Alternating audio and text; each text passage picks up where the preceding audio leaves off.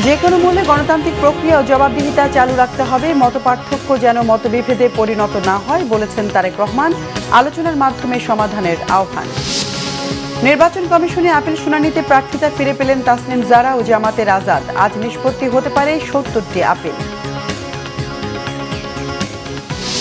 বাংলাদেশ ক্রমেই বৈদেশিক ঋণের ফাঁদে পড়ছে, বাড়ছে দেশীয় ঋণও। সিপিডির তথ্য, ঋণ ঠিকমতো পরিশোধের তাগিদ। মুস্তাফিজকে বাদ দেওয়ার ৮ দিন পর মুখ খুললেন নাটের গুরু বিসিসিআই সিইও সাইকিয়া। বাংলাদেশের ভেন্যু পরিবর্তনের বিষয়টি ঠেলে দিলেন আইসিসির কোর্টে। দেখছিলেন ক্রাউন সিমেন্ট সংবাদ শিরোনাম। এবার বিস্তারিত সংবাদ। যে কোনো মূল্যে গণতান্ত্রিক প্রক্রিয়া চালুর আহ্বান জানিয়েছেন বিএনপি চেয়ারম্যান তারেক রহমান। এক্ষেত্রে মতপার্থক্য যে ভুলে সবাইকে একসাথে কাজ করার তাগিদ দেন তিনি। বিএনপির নতুন চেয়ারম্যান বলেন, হিংসা প্রতিশোধের পরিণতি কি হতে পারে সেটা ২৪-এর ৫ আগস্ট দেখেছে জনগণ। মতপার্থক্য যেন মতবিভেদের রূপ না নেয়, বিভেদের কারণ না হয় সে বিষয়ে খেয়াল রাখার কথাও বলেন বিএনপির চেয়ারম্যান। বনানীর একটি হোটেলে সাংবাদিকদের সঙ্গে মতবিনিময়ের সময় তারেক রহমান এসব কথা বলেন। তিনি বলেন, সামনে অনেক কঠিন চ্যালেঞ্জ। নতুন প্রজন্ম একটি গাইডেন্স চাচ্ছে। সব মতপার্থক্য ভুলে আলোচনার মাধ্যমে সমস্যার সমাধানের কথাও বলেন তারেক রহমান। তিনি বলেন, ২২ জানুয়ারি থেকে দেশ গড়ার পরিকল্পনা নিয়ে জনগণের কাছে যাবে বিএনপি। গত ২৫ ডিসেম্বর দেশে ফেরার পর প্রথমবারের মতো সাংবাদিকদের সঙ্গে আনুষ্ঠানিক মতবিনিময় করলেন বিএনপি চেয়ারম্যান তারেক রহমান। যদি আমরা দেখি আমাদের বৈদেশিক মুদ্রা উপার্জনের রাস্তা মূলত দুটি, একটি হচ্ছে গার্মেন্টস এবং একটি হচ্ছে আমাদের রেমিটেন্স, যেটা প্রবাসীরা পাঠিয়ে থাকেন কষ্ট করে। এইটির সংখ্যাকে আমরা বাড়াতে চাচ্ছি। আমরা একটি চিন্তা ভাবনা করেছি, এর মধ্যে নিজেদের মধ্যে আমরা আলাপ করেছি যে কোনো উদ্যোক্তা যদি একটি ইন্ডাস্ট্রি বা ফ্যাক্টরি সেট করেন, যেটির শতকরা ১০০ ভাগ পণ্য বিদেশে রফতানি হবে। ত্রয়োদশ জাতীয় সংসদ নির্বাচনে রিটার্নিং কর্মকর্তার সিদ্ধান্তের বিরুদ্ধে মনোনয়নপত্র বাতিল হওয়া প্রার্থীদের দায়েরকৃত আপিল শুনানি শুরু হয়েছে আজ থেকে।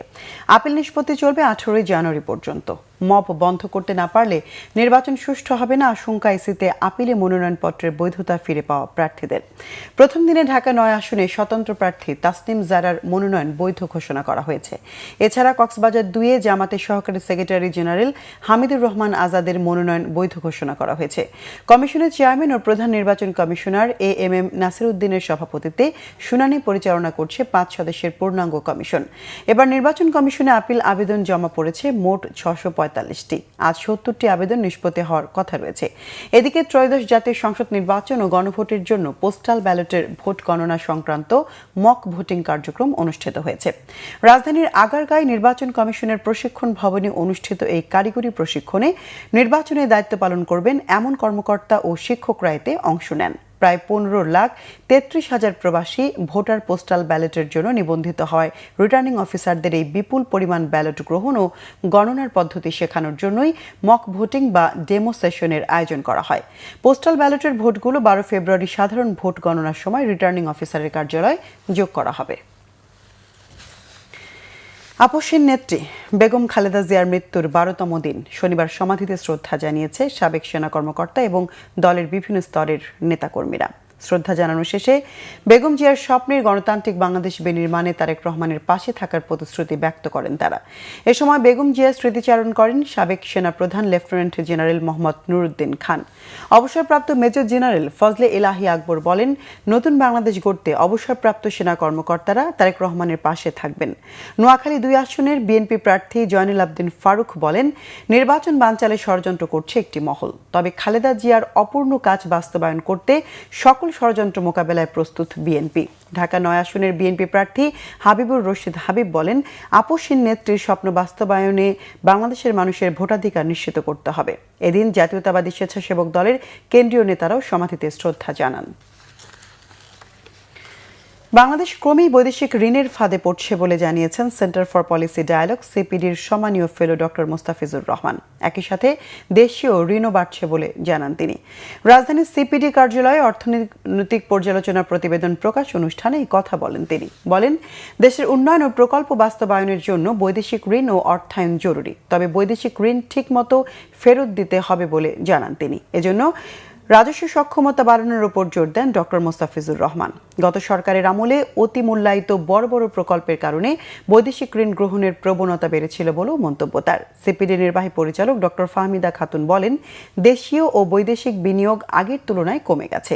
বিনিয়োগ না বাড়লে কর্মসংস্থান কমার পাশাপাশি সামাজিক অস্থিরতা বাড়তে পারে বলে আশঙ্কা তার। নির্বাচিত সরকার এসব বিষয় বিবেচনায় সঠিক ব্যবস্থা নেবে বলে প্রত্যাশা সিপিডির। খেলার খবর, ক্রিকেট। টি-20 বিশ্বকাপে বাংলাদেশ ভারতে না শ্রীলঙ্কায় কোথায় খেলবে বিষয়টি সিদ্ধান্ত দেবে আইসিসি। এই নিয়ে ভারতীয় ক্রিকেট বোর্ড কোনো মন্তব্য করবে না জানিয়েছেন দেশটির ক্রিকেট বোর্ডের প্রধান নির্বাহী দেবজিৎ সাইকিয়া। গত সপ্তাহে দেবজিৎ সাইকিয়ার নির্দেশে আইপিএল থেকে মুস্তাফিজুর রহমানকে বাদ দেয় কলকাতা নাইট রাইডার্স। এরপরই নিরাপত্তা ইস্যুতে ভারতে বিশ্বকাপ খেলা বয়কট করে শ্রীলঙ্কায় খেলার জন্য আইসিসিকে চিঠি দেয় বিসিবি। ভারতীয় ক্রিকেট বোর্ডের আর্থিক ক্ষতির কারণে বিশ্বকাপ ভেন্যু পরিবর্তনের সুযোগ নেই জানিয়ে বাংলাদেশকে ভারতে এই বিশ্বকাপ খেলার অনুরোধ জানায় আইসিসি। বিশ্বকাপে বাংলাদেশকে সর্বোচ্চ নিরাপত্তা প্রদানের বিষয়টি নিশ্চিত করে বিশ্ব ক্রিকেট সংস্থা অবশ্য বাংলাদেশ সরকারের সাথে আলোচনা করে ভারতে বিশ্বকাপ না খেলার বিষয়ে আগে সিদ্ধান্তে অনড়। বোর্ড ভেন্যু পরিবর্তনে আইসিসিকে দ্বিতীয়বার চিঠি দেয়। সেই চিঠির জবাবের অপেক্ষায় এখন বিসিবি। এর মাঝে প্রায় 8 দিন পর মুখ খুললেন মুস্তাফিজ বিতর্কের নাটের গুরু বিসিসিআই প্রধান নির্বাহী।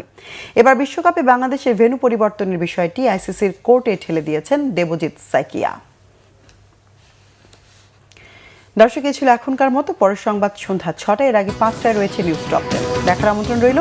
এছাড়া বাংলাভিশন সংবাদ ও সংবাদ সংশ্লিষ্ট অনুষ্ঠান দেখতে ভিজিট করুন www.bvnews24.com ও facebook.com/banglavishnewse এবং সাবস্ক্রাইব করুন youtube.com/banglavishnewse। এতক্ষণ সঙ্গে থাকার ধন্যবাদ সবাই।